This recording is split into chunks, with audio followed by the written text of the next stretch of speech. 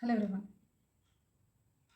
One age that produced chivalry and war, plague and poverty, revolt and political chaos, and the beginning of Renaissance. Which age it might be? Can you guess? Yes, of course. It is Age of Chaucer, the most transformative period of medieval England. In this video, we'll be discussing about the historical background, important kings and events, social and religious movements, humanism and Renaissance beginnings, Chaucer's life, Chaucer's literary career, of course, Canterbury Tales, other poets in Chaucer's age, also the prose writers of Chaucer's age. Stay tuned to learn all the information. This video is based on W.H. Hudson's An Outline History of English Literature. Welcome to the video. First and foremost, historical background of Chaucer. Geoffrey Chaucer was born during the reign of Edward III, lived through the reign of Richard II, and died a year after Henry IV became king. So, Chaucer lived under three kings. Remember that. Edward III, Richard II, and Henry IV. How was Edward III's reign? Edward III's reign marked the highest development of medieval civilization in England. It is called as Midsummer of English Chivalry. It is called the peak of English chivalry. Yes, Edward fought several wars with France. 100 Years' Wars, you may all know, 1338. His important victories were Battle of Crecy, Battle of Poitiers. These wars were recorded in Chronicles of Froissart, and they were read more like a novel than a history. It is a serious history, but people those days read these Chronicles of Froissart like a novel. It's that interesting and they liked it very much. England, newly united, it moved forward with a buoyant courage. What is buoyant courage? Cheerful courage, national pride, ambition for foreign conquest. So was it all happy then? No. While the king and the nobles lived a very gay and debonair life.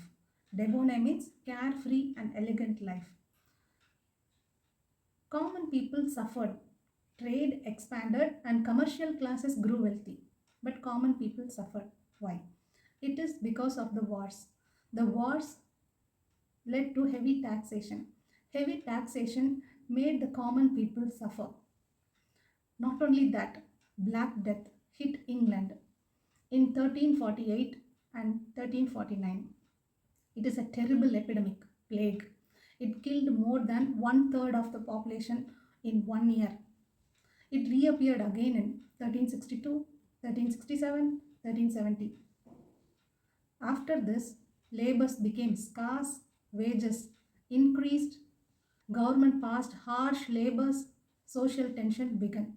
Edward III's shining age ended with a dark shadow. After Edward III's death, Richard II became king.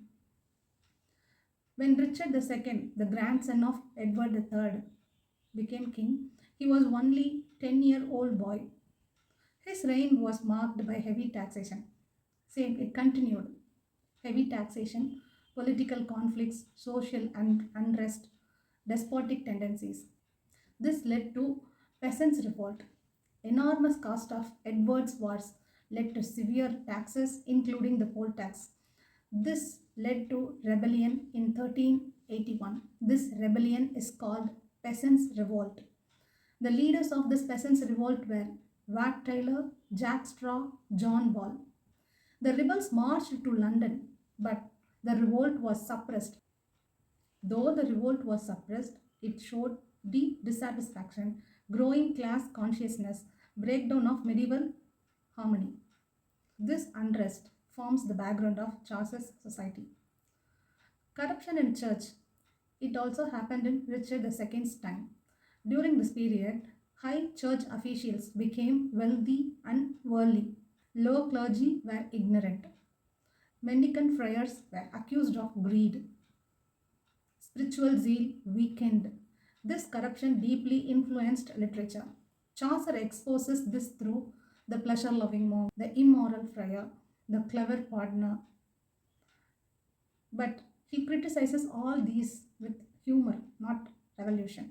One important personality we have to talk during this time is John Wycliffe, 1320 to 1384. John Wycliffe is called the morning star of Reformation. He attacked church corruption.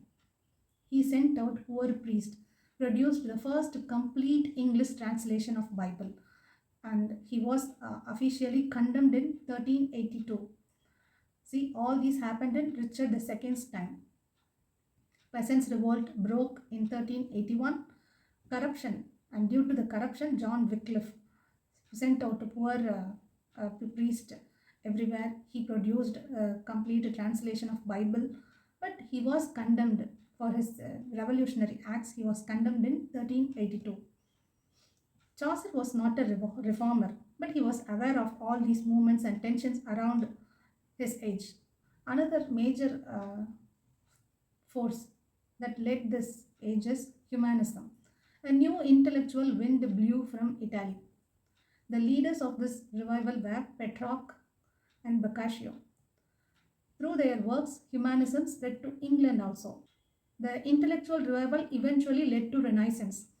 You know, Renaissance happened in 16th century, but why we have to talk about it in Chaucer's age? That is the starting point. That is where the seed of Renaissance is sown. England had to wait until 16th century before the promises of the 14th century were fully realized. Chaucer's life. Geoffrey Chaucer, greatest English poet of 14th century, known as father of English poetry or English literature, was born about 1340 in London, capital city in England. His father was a flourishing merchant, vintner, wine merchant, a dealer in wine. We know almost nothing about his childhood. However, from the wide and varied scholarship seen in his writing, it is clear he must have received a liberal education, broad education in arts, literature, and general knowledge. At the age of 17, he was appointed as a page. Page means a young boy servant attending noble household. That is called page. So at the age of 17, he was appointed as a page to the wife of Duke of Clarence, the third son of Edward III. In 1359, Chaucer went with the English army to France, where he was taken a prisoner. He was soon ransomed and returned to England. After this, he married and became a valet. Valet means personal attendant or chamber servant of the king's chamber. From the time onward, he remained closely connected with the royal court for many years. He was often entrusted with diplomatic missions to the continent, two of them being to Italy. Through his visits to Italy, he came into contact with early Renaissance culture. He may even have met Petrarch and Giovanni Boccaccio. Petrarch, the famous Italian Renaissance poet, Giovanni Boccaccio, Italian writer, author of Decameron. He makes pointed reference to Petrarch in the prologue to the Clerk's Tale. During these years, he received many marks of royal favor and for the time sat in Parliament as a Knight of Shire for Kent, which means representative of County of Kent in Parliament. After the overthrow of Lancastrian party and the banishment of his special patron John of Gaunt, Chaucer fell on evil days. Yes. What is this Lancastrian party? It's a political group supporting the House of Lancaster. John of Gaunt, the powerful Duke of Lancaster and supporter of Chaucer. John of Gaunt is none other than Edward III's son. He was the patron of Chaucer also. In his old age, he felt actual pinch of poverty. Fortunately, on the accession of Henry IV, son of John of Gaunt, things improved. Henry IV became king, things improved. He was granted a royal pension, a regular money. which placed him beyond want and anxiety. At Christmas 1399, he took a long lease of a house at Westminster. However, he died when the next year was out in 1400. He was buried in Westminster Abbey. It is in the part later known as Poets' Corner. Let us discuss Chaucer's education as a poet. His education was twofold, from literature, from life. From literature, books and study. From life, real life experience. In his autobiographical poem, The House of Fame, it is a dream allegorical poem. In that poem, he used to tell how after a long day of work, he would go home and read his beloved books until he was completely dazed. But he was not merely a bookman, nor a visionary. Like William Shakespeare and John Milton, he was a man of world and of affairs. He traveled much, met all kind of people, and had seen insight into the character. His wide experience made his poetry lively, dramatic, visually descriptive, and humorous. Thus, his genius was not merely based on what he read, but was nourished by his deep knowledge of life itself. Chaucer's literary career, it can be divided into three periods: um, French period, Italian period, and English period. French period. In his early youth, Chaucer was influenced by French poetry and romance, which were popular in English court and cultivated society at the time. He followed a French literary fashion. He translated portions of a popular French poem, Roman de la Rose. He wrote an allegory on the death of Blanche, the wife of John of Gaunt. This poem is called the Book of Duchess. It is written in 1369. This work was entirely in the style of French school of poetry. Italian period. After Chaucer visited Italy during his diplomatic missions, French influence began to disappear and Italian influence replaced it. This period is clearly dated as 1370 to 1384. During this time, Chaucer became disciple of great Italian writers. Important works of this period were The House of Fame, Troilus and Cressida, Legend of Good Woman. The House of Fame, influenced by Dante Alighieri. Troilus and Cressida, his longest single poem, based on and partly translated from Giovanni Boccaccio's work, specifically from Il Filostrato. See, this question they may ask: where did Chaucer take influence for his Troilus and Cressida? The answer is Giovanni Boccaccio's work, specifically Il Filostrato, and the unfinished Legend of Good Woman. In this stage, Chaucer was no longer mainly French in influence but Italian in inspiration. Then comes English period. Finally, Chaucer stopped being influenced mainly by Italian writers, just as he had earlier moved on from French influence. He became fully English inspired. This does not mean he stopped borrowing themes from French and Italian writers. He continued to use them, but now he was no longer imitative. He became independent. He relied on his own genius. He used borrowed themes in his own original way. The greatest work of this period is none other than the Canterbury Tales.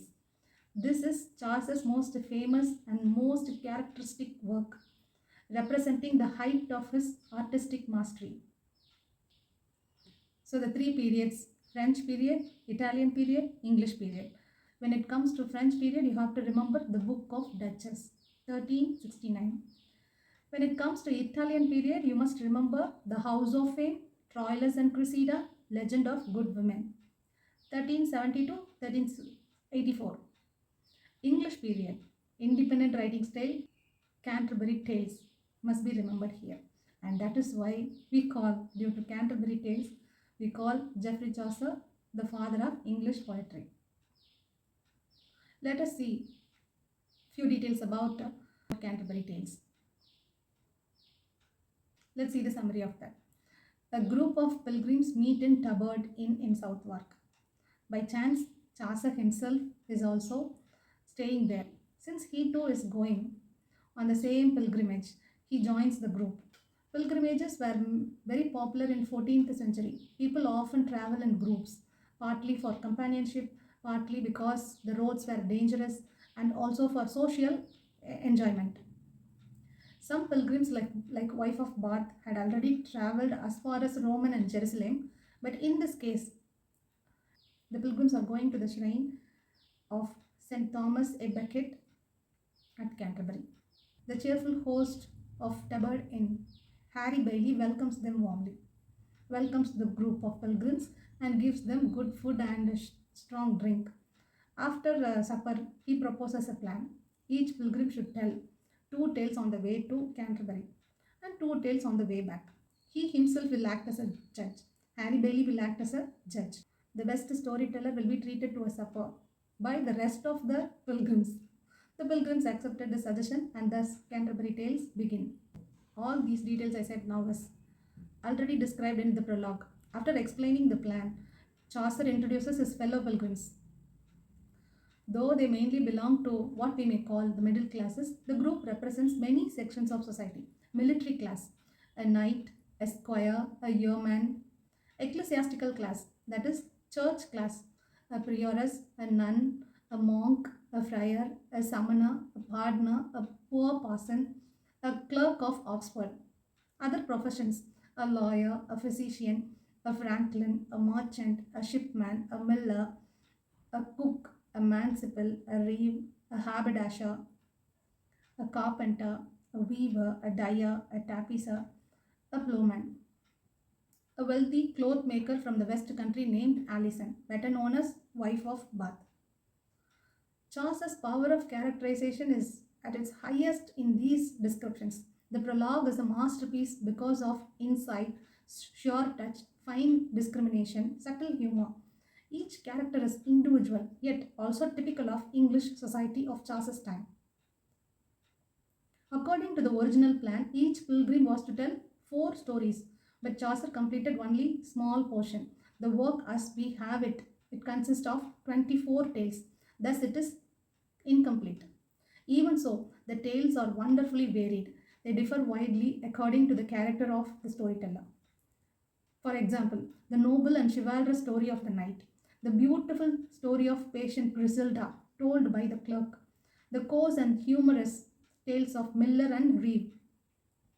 None of these tales are completely original in theme. Chaucer borrowed material from many sources, Latin, French, and Italian literature. But whatever he borrowed, he transformed something uniquely his own. He remains one of the greatest storytellers in verse. In Canterbury Tales, Chaucer's finest narrative poem is The Knight's Tale. It is heroic in subject, chivalrous in spirit, romantic in tone. It is based on Ticide of Boccaccio. This may also be a question. Please note, where did Chaucer take influence for his Knight's Tale? It is based on Ticide of Boccaccio. That's the answer. The summary of Knight's Tale. You can skip if you don't want. 2 young royal cousins, Parliament and Arcite, are captured when Duke Theseus makes war on their city, Thebes. They are imprisoned in a tower. One May morning, they see Emily, the beautiful sister of the Duke's wife, walking in the garden. Instantly, the lifelong friendship breaks and they become rivals in love. Arcite is later ransomed but is banished from Emily. Unable to bear separation, he returns to Athens in disguise and works in Duke's service. After some years, Parliament escapes. The two meet and fight in a duel. They are interrupted by Theseus and his hunting party. At first, Theseus condemns them to death, but after the ladies plead for mercy, he changes his decision. Instead, he orders each cousin must gather 100 knights. The matter will be decided in a grand tournament. The winner will marry Emily. In the tournament, Arcite falls and finally Parliament marries Emily. Though the story, The Knight's Tale, is set in Greece, there was no true sense of historical accuracy in Chaucer's time. Everything in the tale, characters, setting, sentiments, is medieval in spirit. From his historical point of view, it reflects the romantic spirit that prevailed in the country circles of Chaucer's youth. What is the poetic nature and literary position of Chaucer? Chaucer was not a poet of common people. He did not write for peasants or the lower classes. Instead, he was a court poet, writing for cultured readers, refined society, favored few. He did not focus on the great political or social crises of his time, such as plagues, famines, popular discontent. Although he holds a mirror up to the life, he hides the dark side of contemporary life. Chaucer mentions Peasants Revolt only once, and that too humorously in the Nun's Priest Tale, specifically in the Cock and Fox episode of this tale. This may also be a question. Please note, where did Chaucer, in which of his tale Chaucer mentioned Peasants Revolt? Chaucer mentions Peasants Revolt humorously in Nun's Priest's Tale. Nun's Priest's Tale, specifically in Cock and Fox episode of this tale. So instead of treating serious social rebellion as a tragic event, he refers it lightly and humorously. Chaucer did observe religious corruption around him. He shows this through satirical portraits, sympathetic portrayal of poor parson, satirical portraits of corrupt churchmen. This sympathy shows some agreement with the ideas of John Wycliffe. John Wycliffe criticized church corruption, and so he is called the morning star of Reformation. However, Chaucer was not a reformer. He did not engage deeply with burning religious issues or political issues. He was easygoing, genial, tolerant. His poetry generally avoided revolutionary seriousness. Though mostly cheerful, sometimes a serious moral tone appears. The passage quotes, "That thee is sent receive is buxomness, the rustling of the world ask a fall. Here is no home, here is but wilderness. Forth, pilgrim, forth, forth, best out of thy stall. Look up on high and thank God of all." This line suggests life is a struggle. This world is not permanent home. One must move forward like a pilgrim, look upward and thank God. Here Hudson says this is actually not Chaucer's characteristic tone. Somewhere here and there he shows this kind of seriousness. Usual tone of Chaucer is frank pleasure in life, joy in worldly beauty, cheerful and secular. He was not greatly influenced by the religious or social reform movements of his time. Instead, he was strongly influenced by Italian humanism. Though Chaucer, the free secular spirit, first clearly expresses itself in English poetry, because of this, Hudson says, if Wycliffe was the morning star of Reformation, Geoffrey Chaucer was the morning star of Renaissance. The charming feature of Chaucer's poetry is its fresh outdoor atmosphere. Though some descriptions follow conventions of his time, like garden landscapes, mayflowers, he shows real personal love of nature, especially spring. This is clearly seen in general prologue, The Knight's Tale. So if anybody asks what is Chaucer's favorite season, we can say it is spring. In our previous video, we already discussed Chaucer wrote in East Midland English.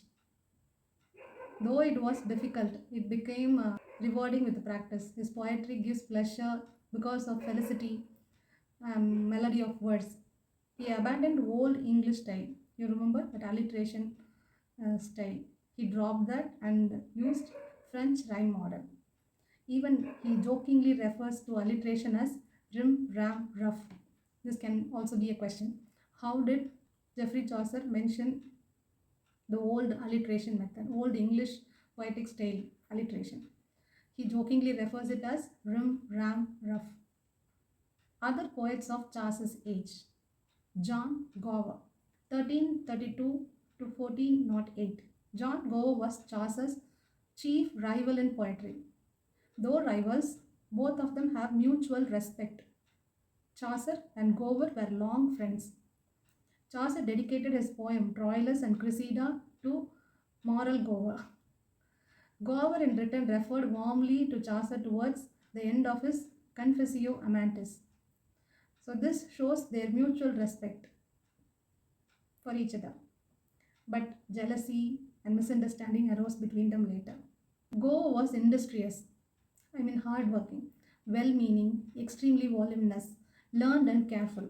But he lacked Chaucer's liveliness and charm. Much of his poetry is considered dull.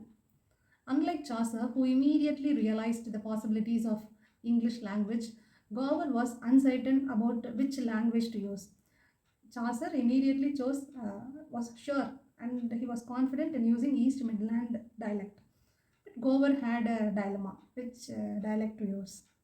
Gower wrote three major long poems: Speculum Meditantis, written in French; Vox Clementis, written in Latin; Confessio Amantis, written in English. It is in Confessio Amantis that he most closely challenges Chaucer. This poem consists mainly of tales illustrated the evils caused by seven deadly sins. In temperament and outlook, Gower took a gloomy view of social conditions of his time. His Vox Clementis deals largely with Wat Tyler's rebellion, the Peasants Revolt, 1381 Peasants Revolt. He frequently and severely criticized the clergy, corruption. However, he was a strong conservative. Like Chaucer, he had no sympathy for teachings of John Wycliffe and his followers, the Lollards. The another major poet of Chaucer's time, William Langland, 1330 to 1400. Just as Chaucer died the same year, Langland also died. In contrast to Chaucer and Gower, who were poets of the court, William Langland, he was essentially poet of the people. We also saw Chaucer was not the poet of common people. Chaucer wrote poems, court poet, he wrote poems for favored few, nobles, civilized ones, whereas William Langland essentially is a poet of the people.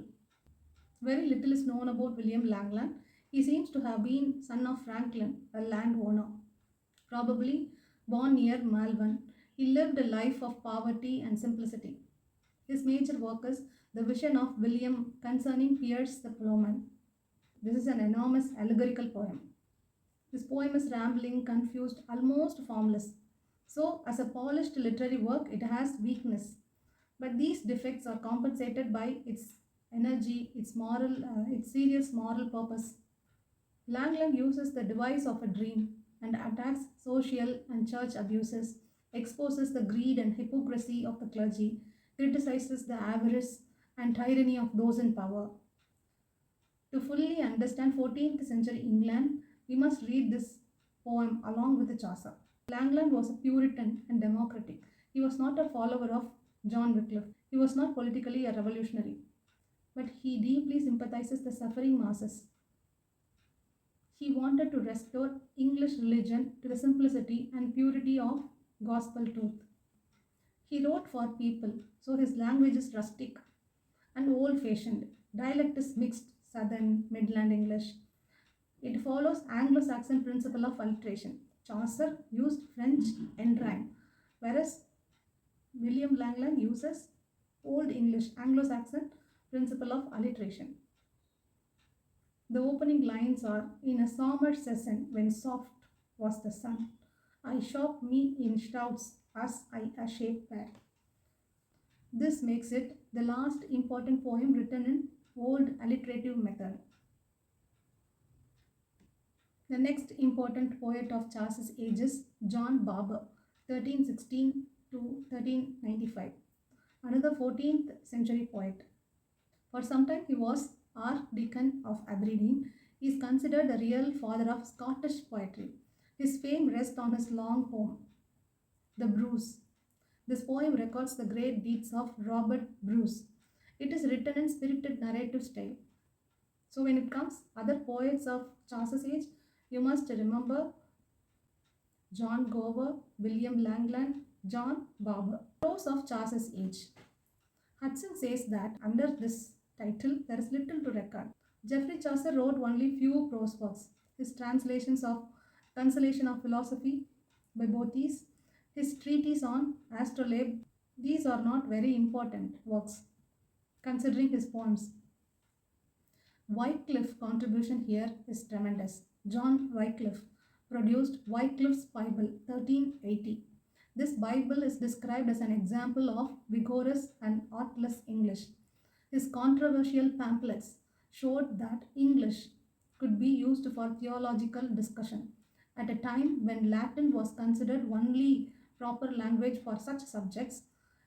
John Wycliffe's Bible proved that English could be used for theological subjects also, theological discussions also. In 1382, there was official condemnation of Wycliffe's opinions. We have already discussed it. The other most important prose book of this period is Travels of Sir John Mandeville. According to its preface, Mandeville was born at St. Albans. He began his journey in 1322. This book claims to describe his travels in Holy Land and the Far East. However, later research established no such person as John Sir Mandeville ever existed. This book is actually a translation from French. The real author was probably Jean de Wagon. It is not genuine travel record. It is a compilation of marvelous and fabulous stories taken from Pliny, Friar Roderick, Marco Polo. The book describes strange and imaginary things such as a bird strong enough to carry an elephant in its claw, a phoenix, a weeping crocodile, a valley where devils jumped about like grasshoppers, rocks of adamant that drew the nails out of passing ships. Even though it is only a translation and largely imaginary, it remains important as the first English prose classic. This is all about Age of Chaucer. I hope this video is useful to you. Meet you all again in my next video. Thank you.